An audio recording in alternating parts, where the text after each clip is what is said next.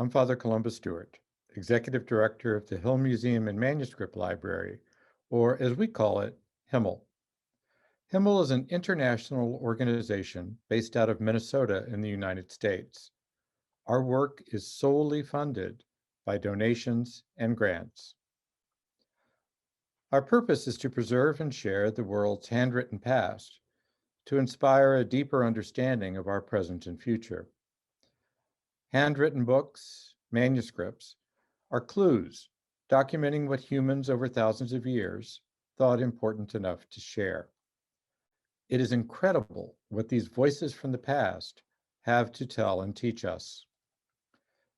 Therefore, we photograph manuscripts around the world, so their contents can be available for centuries to come.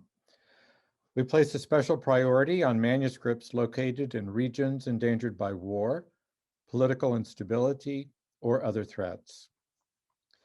Preservation begins through partnerships with local libraries, agreements that allow HIML to make digital images of the manuscripts in their collections. Digitization is done entirely through local teams to whom we provide equipment, training, technical support, and payment for their work. We photograph everything in a collection because we don't know what might be significant in the future. Copies of the digital images are given to the repository that holds the manuscripts. Another copy comes to HIML in Minnesota. HIML employs catalogers and other staff to ensure that the digital images of these manuscripts are identified, supported for long-term access, and are made freely available to the public via our website. One of the many advantages that comes with doing the work that we do is that my team and I meet with extraordinary people from every corner of the world. We learn about their culture, their present experiences, and how they see the future. This series gives me the opportunity to introduce these extraordinary people and their stories to all of you, as well as to ask them questions I never had the chance to ask before. It is my belief, and it has been proven again and again throughout history, that when we truly listen to what others have to tell us, we build an understanding, and that is always a good foundation for collaboration. And of course, manuscripts and our written human knowledge are always at the heart of these encounters. Welcome. Thank you for joining us on this journey to listen. I hope you enjoy the conversation.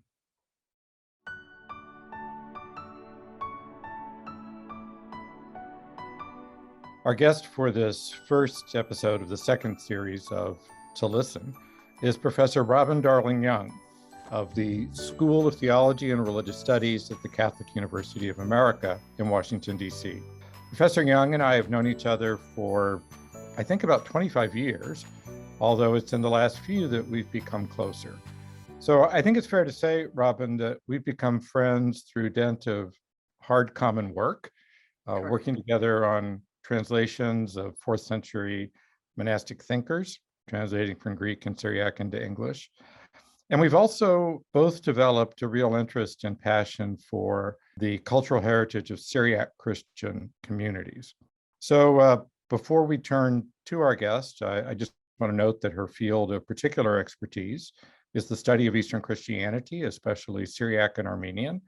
But she's very well-rounded in her teaching and research, and could really talk to us about anything today.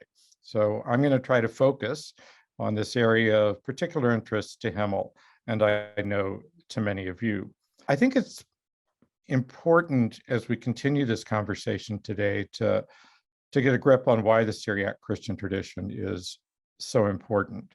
And maybe, Robin, we could start by your giving your elevator speech to people who say, what is Syriac Christianity? Syriac Christianity, in my elevator speech, would be the Christianity that develops east of the Euphrates and north of the Persian Gulf, with extensions ultimately as far as China, developing in a language which is not the language of the Mediterranean basin, but a specific dialect of Aramaic.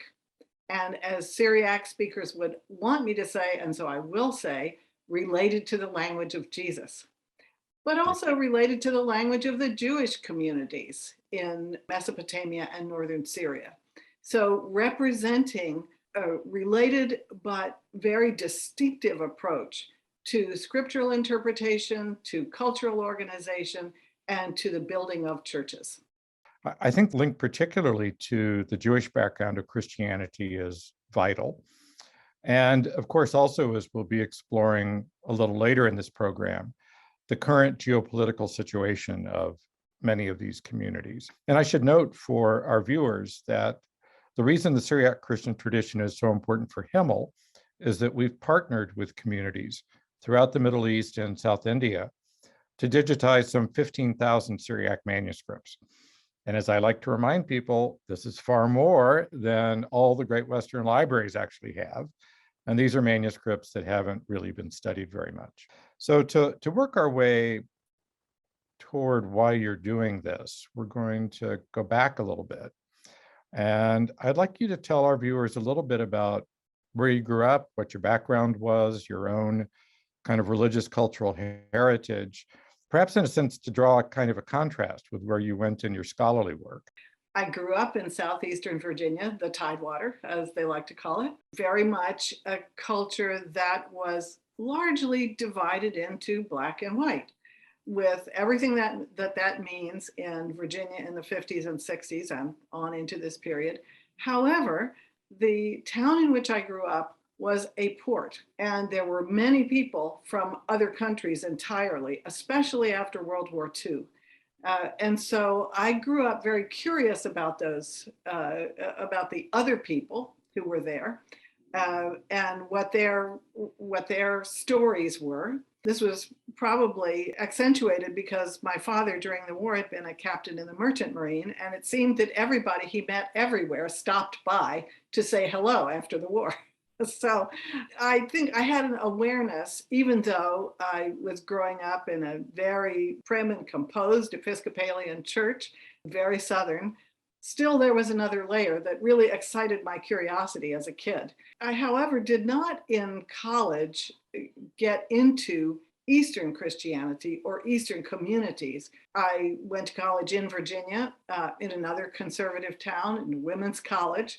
So it wasn't until I had made the decision to go to graduate school at the University of Chicago and pursue what I thought would be a concentration in Augustine, because Latin had been my first language and I was comfortable with it. I happened to take a course from a very famous scholar of Syriac Christianity who was teaching at Chicago through the Oriental Institute. He gave a lecture on Syriac Christianity, and it was so interesting and so different from anything I was familiar with, either in the Latin or the Greek tradition, that I immediately wanted to know more. And so he offered a course which outlined Syriac Christianity from about the 1st to the 5th century. And he had his own particular views on the origins and the characteristics of Syriac Christianity. But seeing the interest that some students at Chicago had in this subject, he then offered to teach Syriac. So we took Syriac, I think 2 full years of Syriac with this scholar, Arthur Vubas, and we learned from him about his efforts to photograph manuscripts in the Middle East, and particularly in the Syriac Christian communities that were still remaining in Turkey and also in Syria. Honestly, I can't imagine what it was like to learn Syriac or about Syriac Christianity from the great man himself.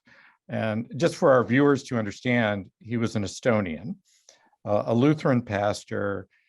He had suffered greatly both during World War II and then after, during the communist era, left Estonia, I think went to Germany first, and then found his way to the United States.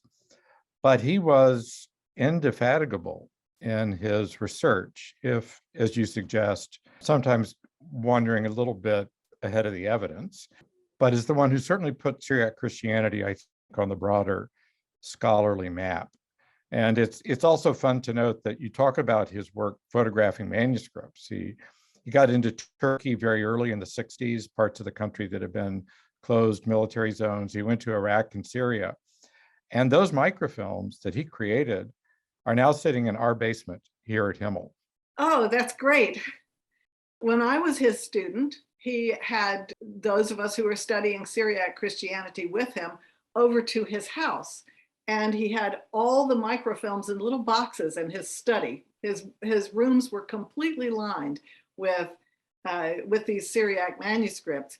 And I wanted to go back, if I could, and add about him that one of the most remarkable things about meeting him in a place like Hyde Park in the early 70s was that you were meeting a kind of 19th century man, a philologist adventurer, who thought that he should go to the Orient and get on the ground himself, not depending upon the great libraries of Rome, Paris, and London, really to find the manuscripts himself. So he had a sense of discovery that was sort of outdated by the time he did it. But on the other hand, not many people were going to the areas where he went in the Tur Abdin.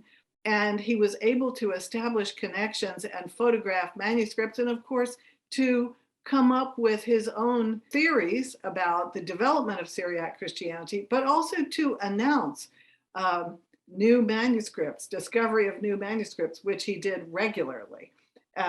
So he was a real dynamo. We consider ourselves very lucky to have found out from him about this form of Christianity, which most of us had never heard of. That's amazing. I think the first thing I ever read about Syriac Christianity was by him, with the great Professor Gabriela Winkler, who was the person who turned me on to Syriac here at St. John's. And she was a kind of adventurer, would go anywhere. There was no dialect of Coptic, Syriac, or Armenian that she would not master. She's the one who opened that door to me. I should note, just following up on your comment about the 19th century European gentleman, some of the photographs in the microfilm collection have him doing photography outdoors, which is actually a great place to do it. A manuscript open on the ground, and next to it, an immaculate wingtip shoe, which he was wearing as he went through the deserts and rode donkeys and who knows what else. So it's certainly the grand style. And they remembered him very well in the Tur Abdin when I myself was able to go there in the middle of the 80s after he had stopped going. His reputation and the memory of his character lived on. So you got inspired, you studied Syriac with him a bit.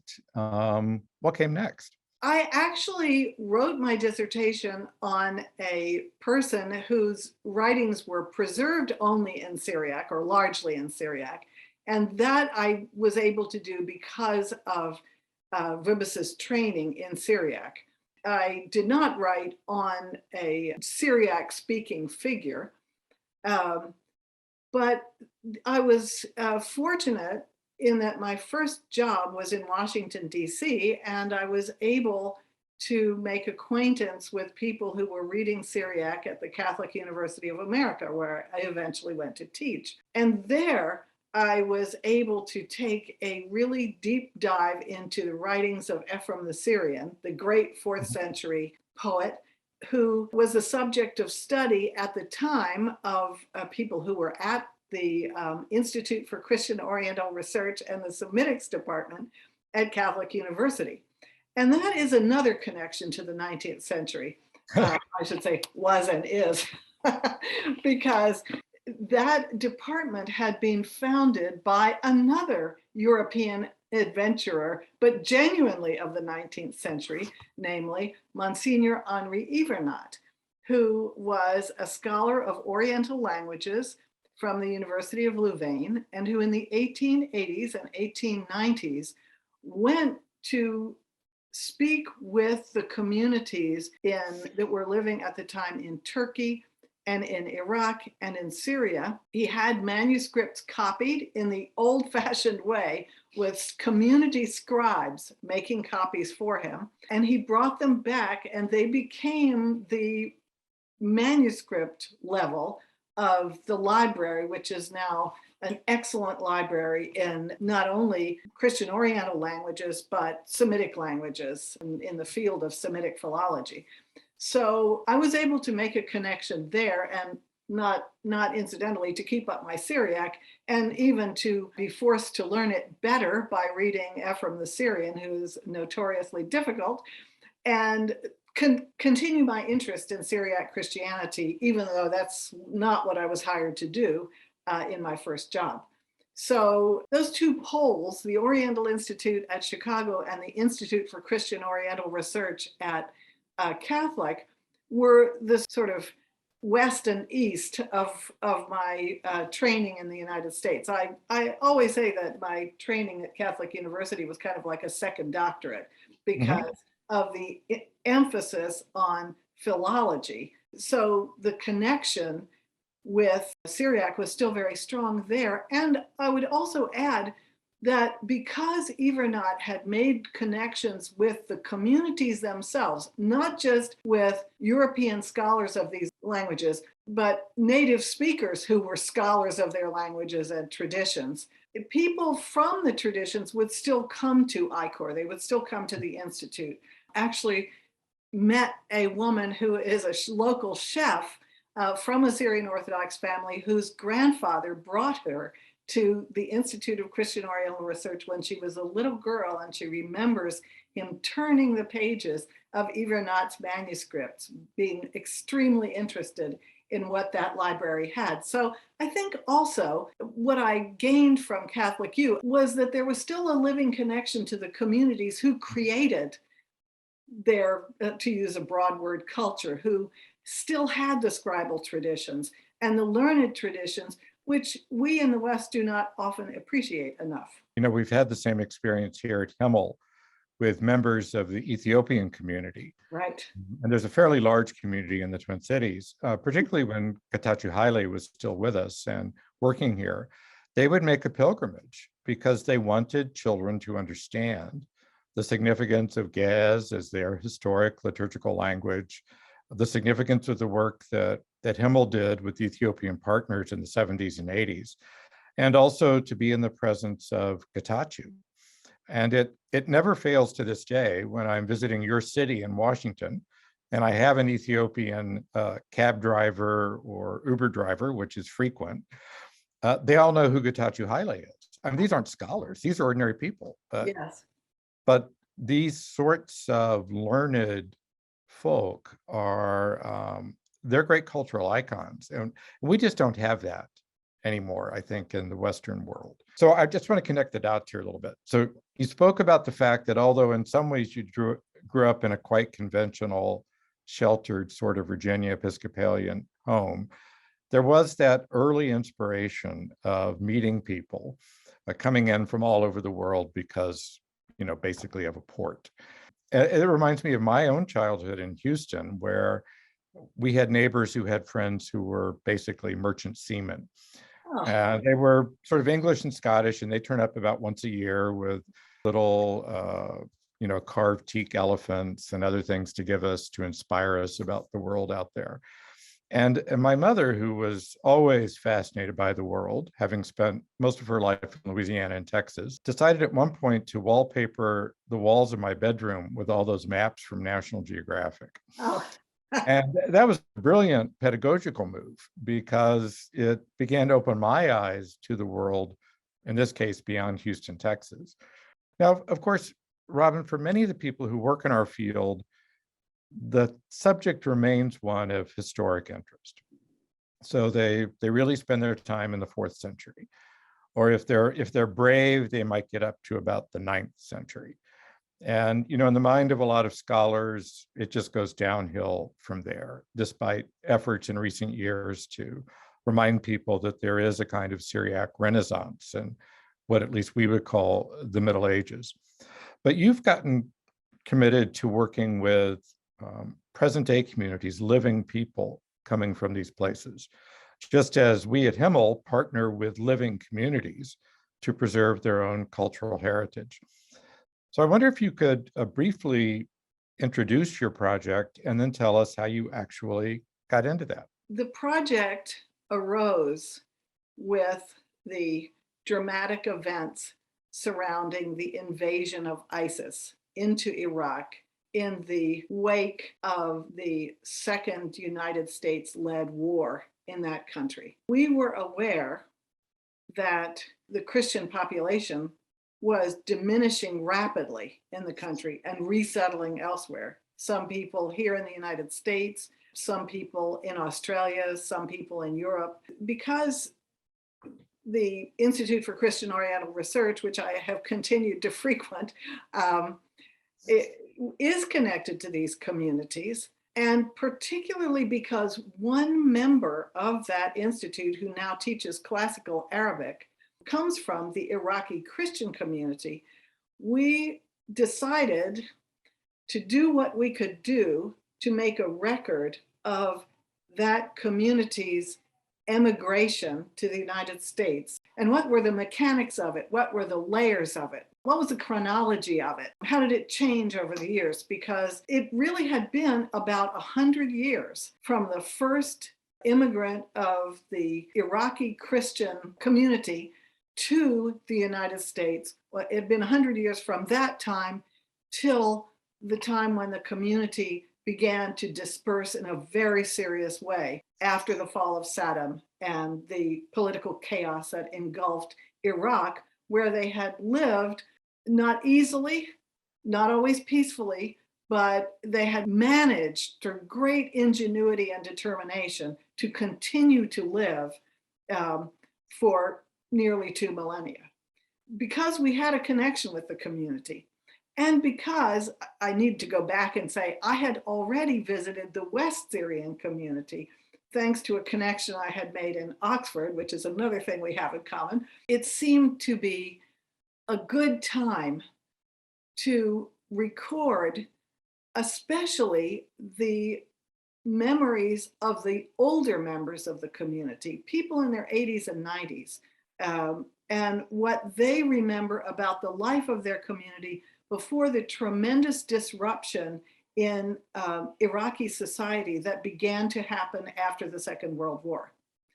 Yes, things were already unstable to a certain extent after World War I, but it was really after the Second World War that the immense changes that happened to Iraq began to impact the Christian, but also very significantly the Jewish communities in a very severe way. So we were introduced to this community by a member of the faculty at Catholic University. That community was very willing and happy to have some of its older members, and then as we expanded, some of its younger members, interviewed to create a record, not so much of the Syriac language, which is used somewhat by some members of the community, but by no means all use the modern version of the Syriac language. But we would record the memories and the lives of those who had come largely from villages in the north of Iraq to the city of Detroit for various reasons, and who, thanks to US immigration policies after World War I and going up into post-Second World War period, were able to come over in very large numbers and to preserve family and local connections in Detroit, really to a remarkable extent. So in effect, a community was displaced, diasporic, but to a certain extent intact. And we then had the opportunity to interview many fewer than I wish we could have interviewed members of that community, sometimes speaking Surith, the modern Neo-Aramaic dialect that is spoken in modern period in the villages of Iraq, sometimes in English, more often in English, in order to record their memories of their lives, largely in one town in the north of Iraq. Not everybody is from that town, but most are from that town. So in a sense, a village emigrated. Yes. And there are people from other villages or towns who may be part of that broader community. How do they get on with each other?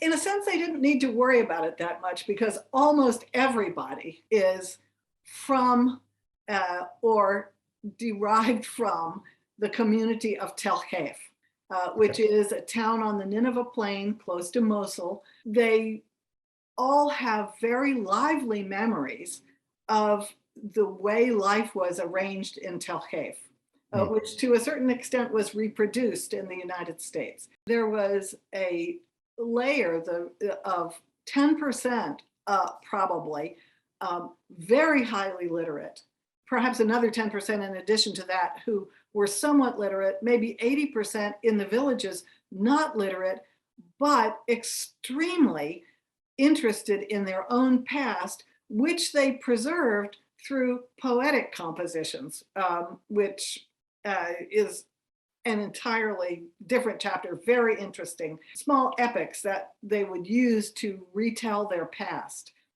and which one of the people that we interviewed actually recited for us in Surat.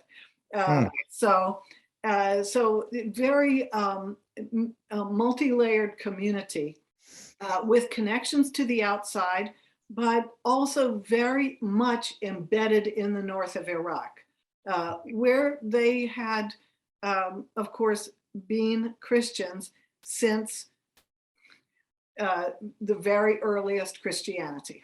So, Robin, you've told us a little bit about how you found your way toward your project and sort of documenting the oral history of some of these immigrant communities.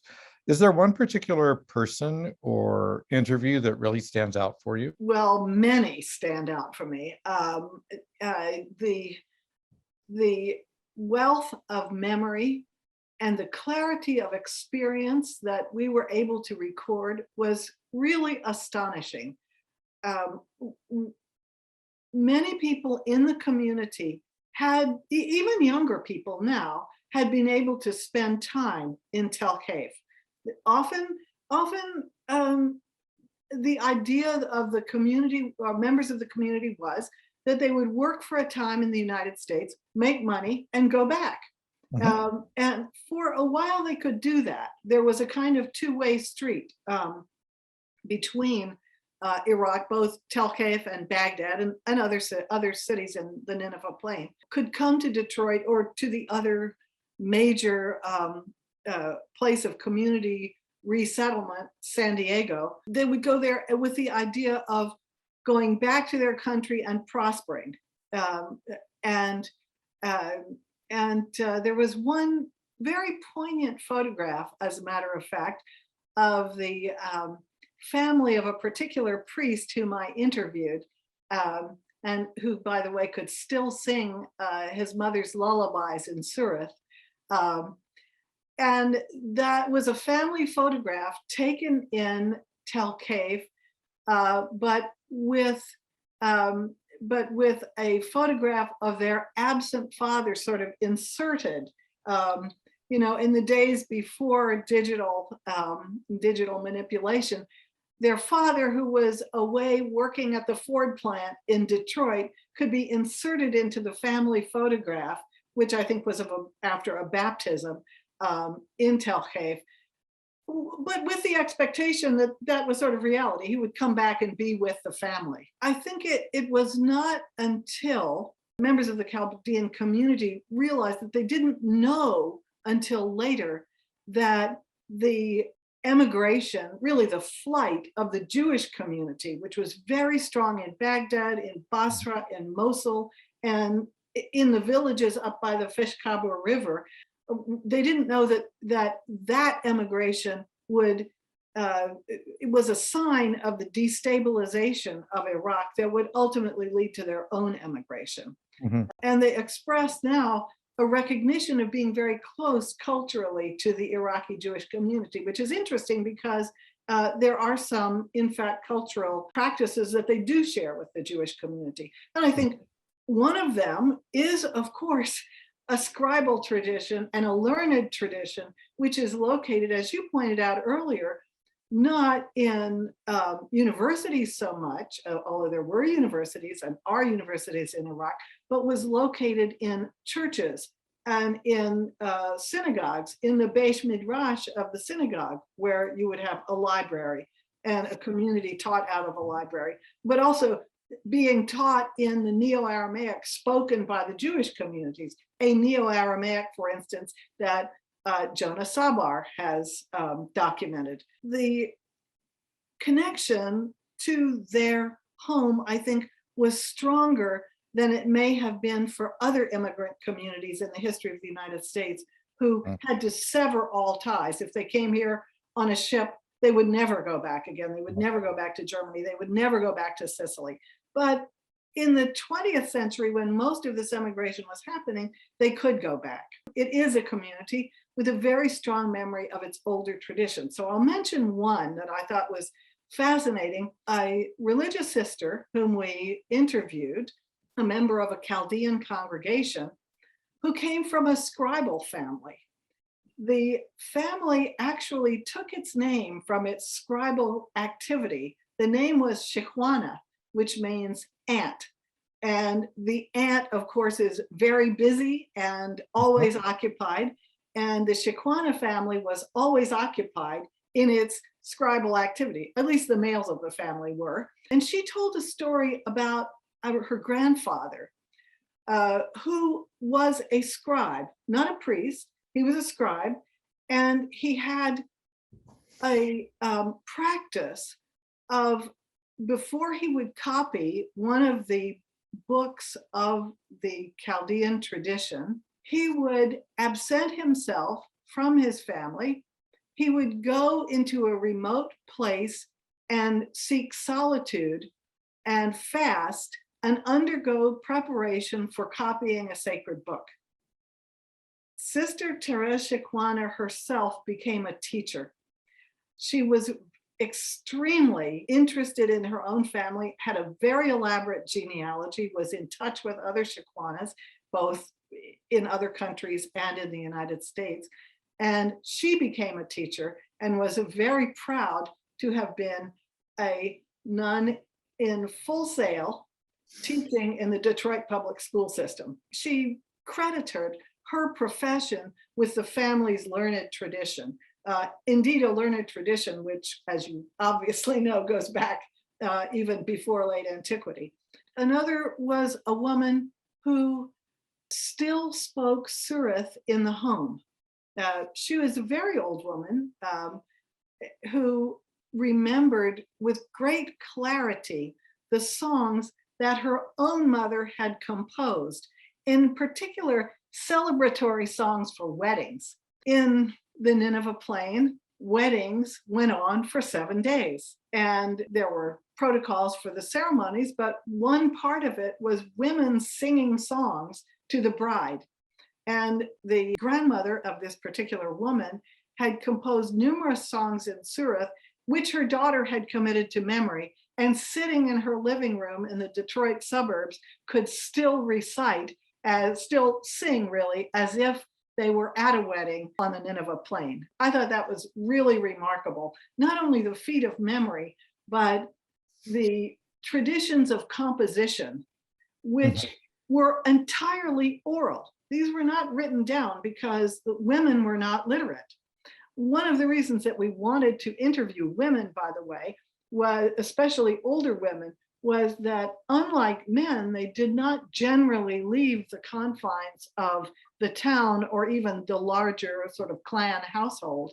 And so they tended to retain more of the original or expressions of their Neo-Aramaic dialect. That only points to actually what a cosmopolitan community this was, even in Iraq, because the men were not only working in the fields, raising various crops, but they were also traveling, selling crops, often operating ships on the river.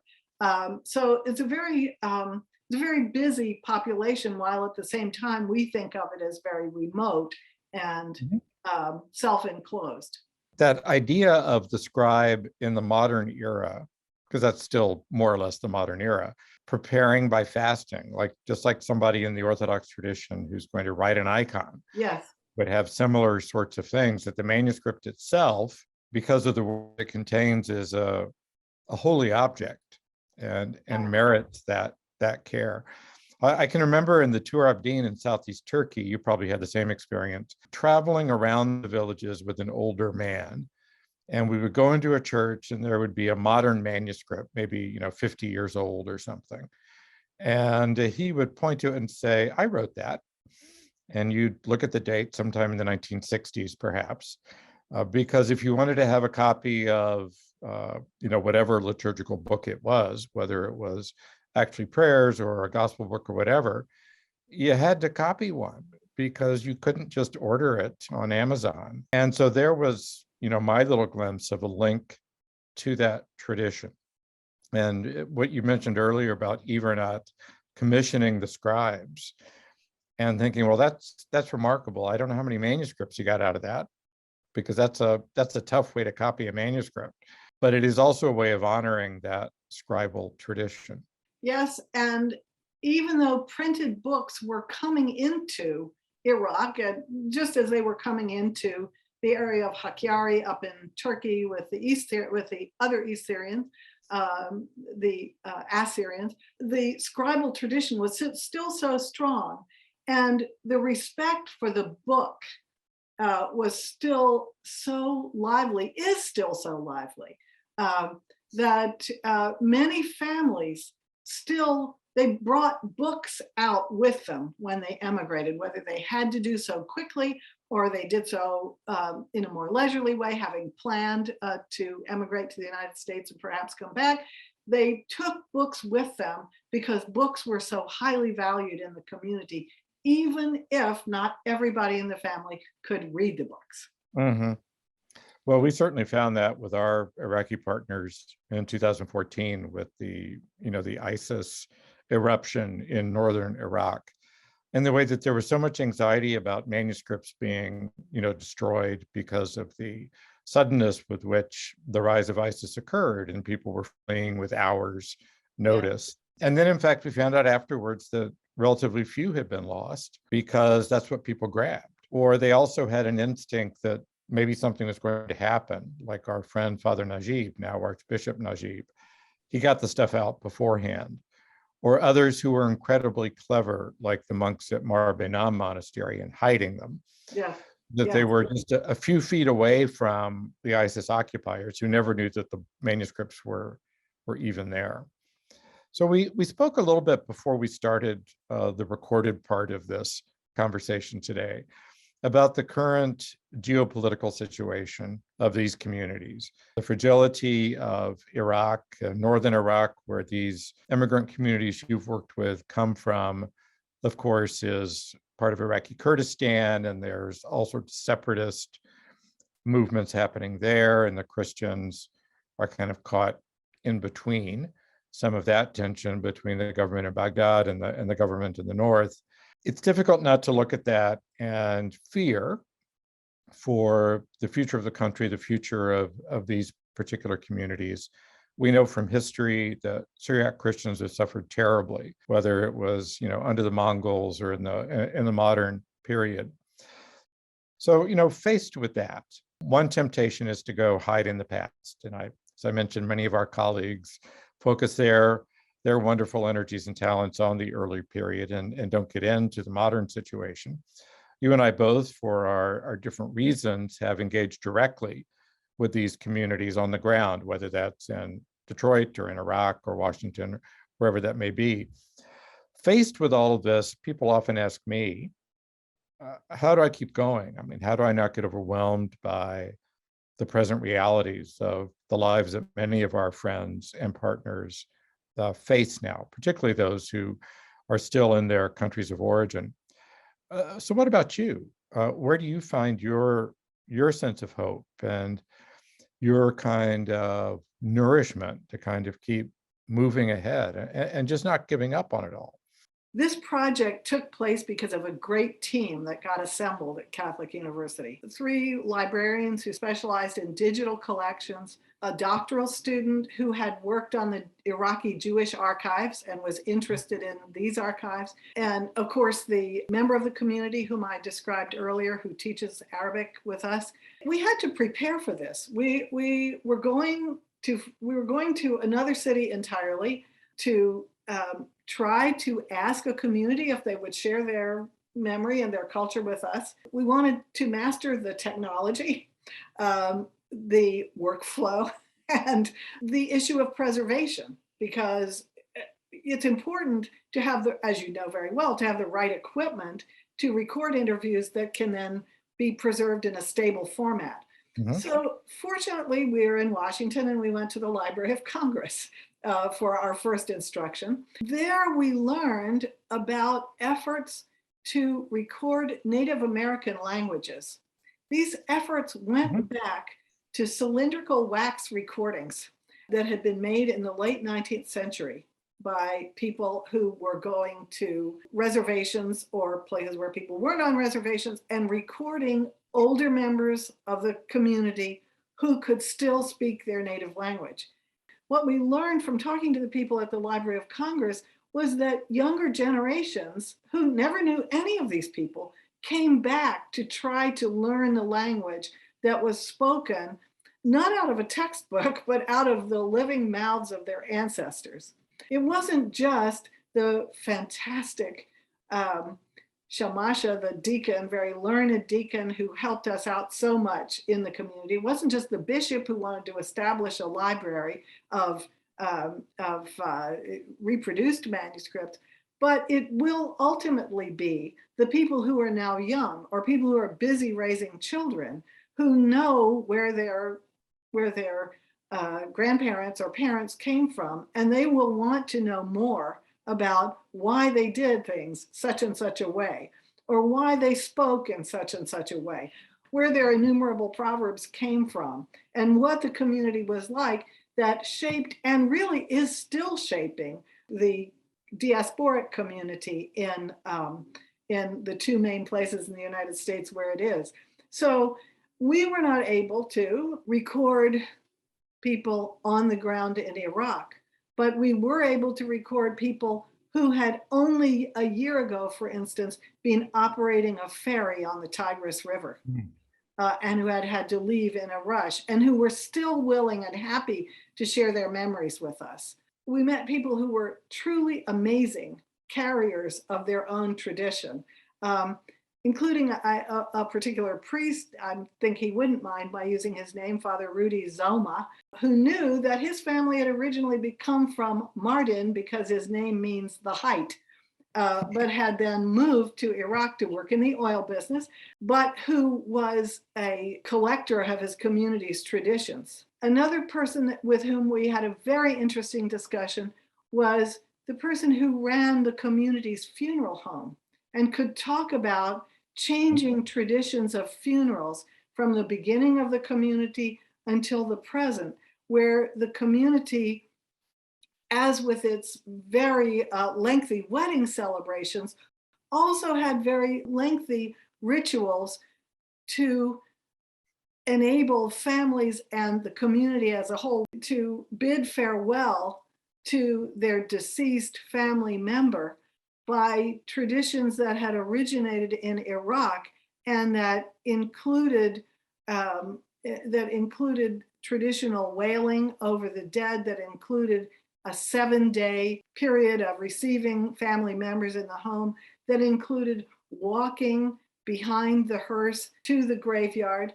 And the Chaldean community considered its burial traditions so important that it finally forced the Roman Catholic Archdiocese of Detroit to allot a separate space in the Catholic cemetery, which is extremely important because it created, in effect, another sort of duplication of the burial ground of Tel Cave. They weren't just interspersed among all the other people. They had their spot. They had their own spot and their own very beautiful decorations of tombstones, often with photographs of the grandparents or parents who had come from Iraq and had died in the area. and witnessing to what must be admitted is the tragic transfer of what was a highly adaptable community, which has settled into its American space, so to speak, but which makes a conscious effort to keep up its traditions. So where does the hope part come in then? When we completed our project, we were able, happily, to retain, of course, a copy of all the interviews we did, but also to give a copy to a person who is now extending the project in Detroit. She works at the Chaldean Cultural Center.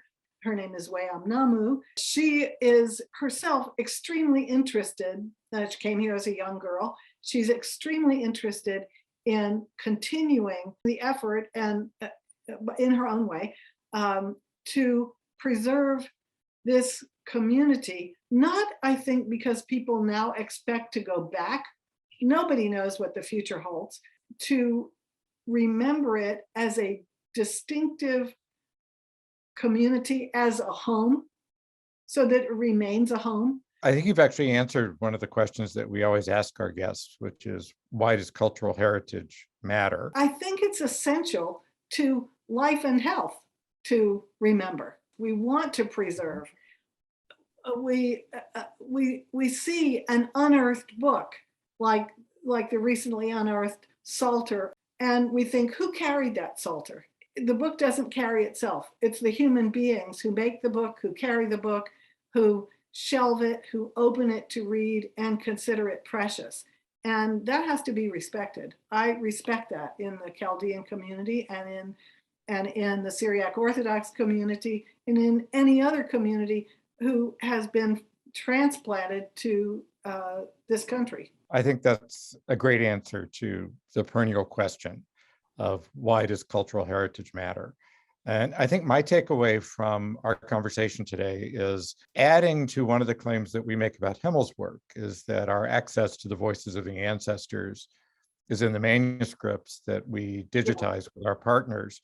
You're actually recording real voices of people who can reach back, a century or more in their own family memory and preserve life as it was for the sake of life as it is. And I think that's why all this work that we do together matters. Well, I'd like to thank our guest, Professor Robin Darling-Young, for taking time to be with us today. And to our viewers of this interview, I'd just like to encourage you to share it with people you think might be interested in it. And for those of you who are watching the premiere, there will be a follow-up questionnaire about the program, and I hope that you'll fill that out and help us make these even better. And I'm happy to announce that our next guest in episode 2 of season 2 of the series To Listen, A Global Journey, will be, in fact, our mutual friend, Robin, Professor Jack Tanous of Princeton University. Wonderful. A fellow Houstonian. And Jack will be with us to talk particularly about the Christian Arabic tradition, Yes. which is another neglected Christian tradition of which people are woefully unaware, but again, of vital modern importance as well as historic. So Robin, thank you so much. Thank you. And look forward to seeing you again soon. Okay, I hope so. Bye-bye. Bye.